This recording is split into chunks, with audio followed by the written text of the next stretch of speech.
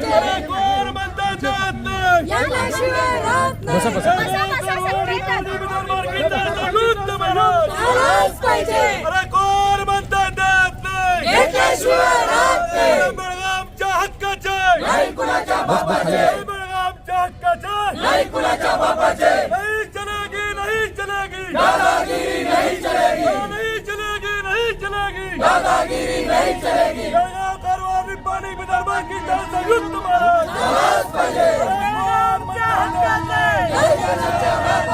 बेळगावच्या हक्काचे नाही कुणाच्या बापाचे महाराष्ट्र एकीकरण समितीचा महाराष्ट्र एकीकरण समितीचा बेळगाव कारवार निपाणी विदर्भ हलकी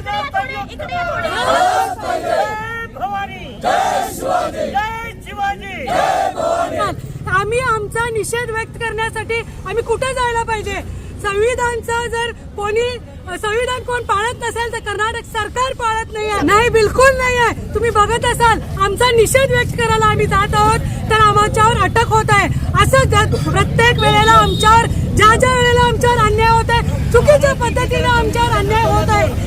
घटनेला बाळासाहेब आंबेडकरांनी जे घटना केलेली आहे त्या घटनेवर कोणी अंमलबजावणी करत नाही। आम्ही कुठल्याही तऱ्हेचं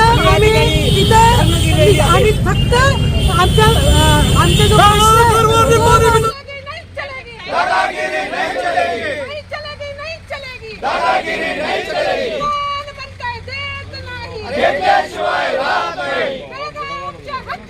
नहीं कुणाच्या बापाचे रहेंगे तो महाराष्ट्र में नहीं तो जेल में रहेंगे तो महाराष्ट्र में नहीं तो जेल सर चलो चलो ये मुझे बने ये सबसे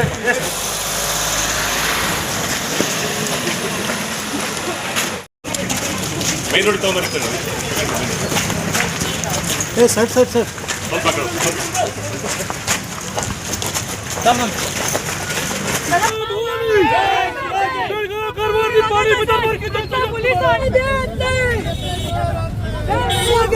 महाराष्ट्राच्या सर्व नेत्यांनी विचार करायला पाहिजे। जे महाराष्ट्राच्या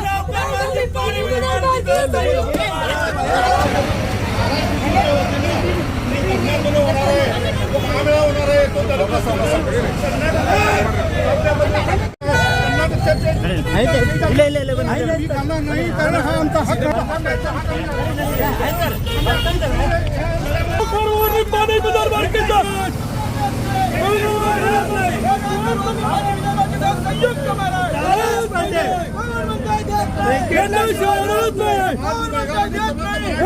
संयुक्त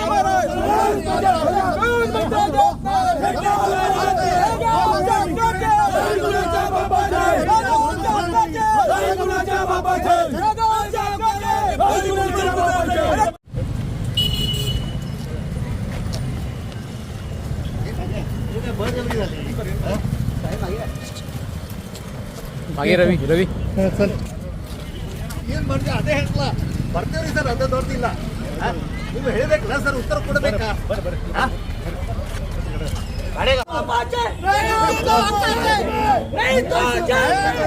सरकारचे तर लोकसभेत सुप्रीम कोर्टामध्ये महाजन कमिशन अंतिम आहे म्हणून हिंमत असेल तर महाजन कमिशन अंतिम आहे म्हणून त्याने सुप्रीम कोर्टामध्ये पासून सर सकाळपासून व्यक्ती स्वातंत्र्य आहे, व्यक्ती स्वातंत्र्य आहे आणि हा अन्याय आहे ही दडप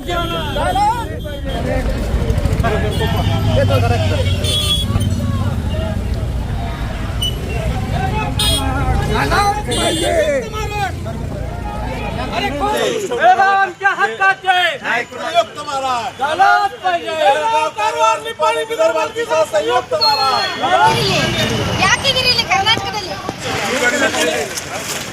ಬನ್ನಿ ಬನ್ನಿ ನೋಡ್ರಿ ಆ ಗಾಡಿ ಹಚ್ಚಪ್ಪ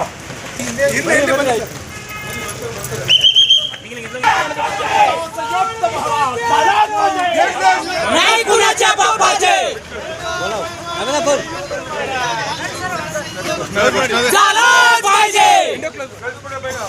बेळगाव कारवार निपाणी विदर्भाची संयुक्त महाराज या बेळगावात गरज नसताना घेतल्या जाणाऱ्या फक्त बेळगावावर हक्क सांगण्यासाठी विनाकारण स्थानिकांना त्रास देण्यासाठी घेतल्या जाणाऱ्या अधिवेशनाला विरोध करण्यासाठी आम्ही महामेळावा घेतोय. आमचा निषेध त्या ठिकाणी त्या माध्यमातून व्यक्त करत असतोय.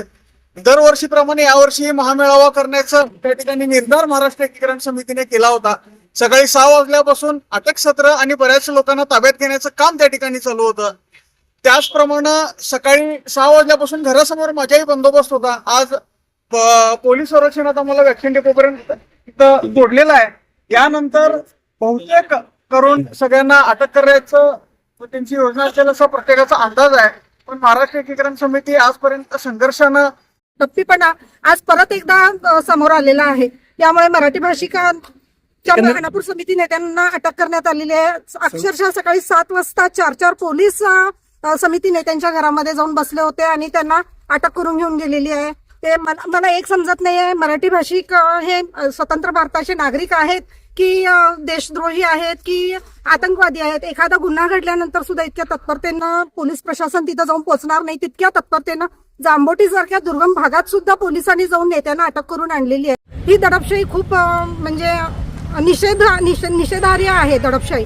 कारण गनिमी काव्य न करण्यामागचा उद्देश म्हणजे काल स्वतः प्रशासनानं तोंडी परवानगी दिली होती. त्यांनी स्वतः सांगितलं होतं की व्हॅक्सिन डेपोवरती तुम्ही तुमचा महामेळावा घेऊ शकता. त्यामुळे प्रशासनाची परवानगी असल्यामुळे गनिमी कावा करण्याचा प्रश्नच नव्हता.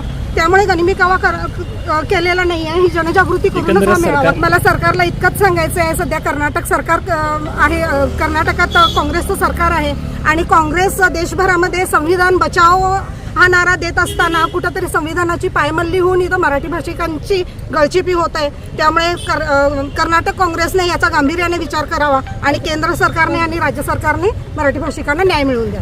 जय हिंद जय महाराष्ट्र. कसं हिवाळी अधिवेशन बेळगावमध्ये होत आहे, त्याच्या अनुषंगानं मध्यवर्ती महाराष्ट्र एकीकरण समितीच्या माध्यमातून या ठिकाणी महामेळाव्याचं गेले कित्येक वर्ष नियोजन केलं जात असतंय.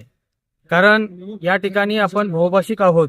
महाराष्ट्र एकीकरण समितीच्या माध्यमातून मराठी भाषा मराठी संस्कृती टिकली पाहिजेत आणि हा संपूर्ण सीमाभाग महाराष्ट्रात विलीन व्हावा यासाठी आम्ही जवळपास 70 वर्ष हा लढा एकत्रित आम्ही करत आहोत. मात्र इथं होणाऱ्या मराठी माणसावरती मराठी भाषेवरती जो अन्याय होत आहे ह्याच्यासाठी आपण एक विरोधात म्हणून हा एक मेळावा इथं आम्ही करत असताना तोंडी परवानगी दिली होती. मात्र आज या ठिकाणी बघितलं तर सकाळी 7 वाजल्यापासून अटक सत्र सगळीकडे चालू आहे. खानापूर असेल, बेळगाव असेल. मात्र इथं कुठेतरी घटनेची कुठेतरी पायमल्ली होत आहे. मात्र आम्ही न्यायदायिकाकडे आम्ही मागणी करतोय की बाबा अशा ठिकाणी काँग्रेसचं सरकार कर्नाटकामध्ये आहे. जसं आता मॅडमने म्हटलं तसं संविधान बचाव असा एक नारा आपण गेल्या कित्येक दिवसापासून म्हणत आहोत. मात्र ही बघितल्यानंतर इथं मराठी भाषिकांच्यावरती फार मोठी गळचेपी होत. कर्नाटक सरकारनं आपल्या दंडेलशाहीची वागणूक मराठी माणसांना देण्याचं काम केलेलं आहे.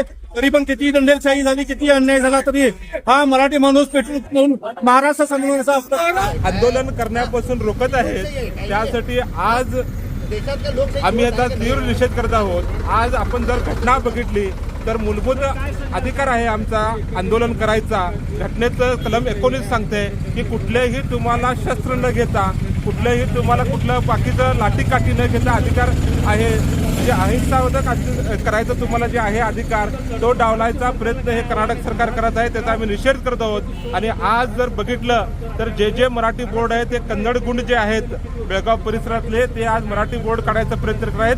खरोखर ह्या सरकारला जर लॉ अँड ऑर्डर मेंटेन करायची असेल तर कोण हे कन्नड बोर्ड काढत आहे, मराठी लिहिलेले बोर्ड काढत आहेत त्यांच्यावर सरकारनं कायदेशीर कारवाई करावी आणि नंतरच आमच्यासारख्या एखाद्या शांततेरीतीनं चाललेलं आंदोलन आहे त्याला चिरडण्याचा प्रयत्न हे कर्नाटक सरकारनं करतोय. नागपूरमध्ये जे अधिवेशन चालणार आहे खरोखरच महाराष्ट्र सरकारनं तिथलं मराठी भाषिकांचे व्यथेचं मांडणं त्या अधिवेशनामध्ये करावं आणि जे गेली 56 वर्ष आम्ही इथं जे भोगत आहोत कर्नाटक सरकारचा जे जुलूम भोगत आहोत ते दूर करण्यासाठी आज तिथं ठराव पास करून लवकरात लवकर हा सीमा प्रश्न सोडवण्यासाठी नागपूर अधिवेशनाने प्रयत्न करावे अशी मी महाराष्ट्राच्या मुख्यमंत्र्यांना विनंती करू इच्छितो. अशी गळचीपद नसताना आम्ही तमाम मराठी जनतेला आज आव्हान करू इच्छितो की पक्षीय मतभेद सोडा. भले तुम्ही कुठल्याही पक्षात असाल परंतु मराठीसाठी आज सगळेजण एकत्र येणे ही काळाची गरज आहे आणि हे दडपायचं असेल तर संपूर्ण मराठी माणूस जो आहे तो रस्त्यावर एकटल्याशिवाय हे आंदोलन हे सरकार घाबरणार नाही असं मी सांगू शकतो. 21 तारखेची सुनावणी आहे ते आम्ही ठामपणे मांडे मांडतो, परंतु कर्नाटक सरकार जे आहे ते इथून पळ काढायचा प्रयत्न करत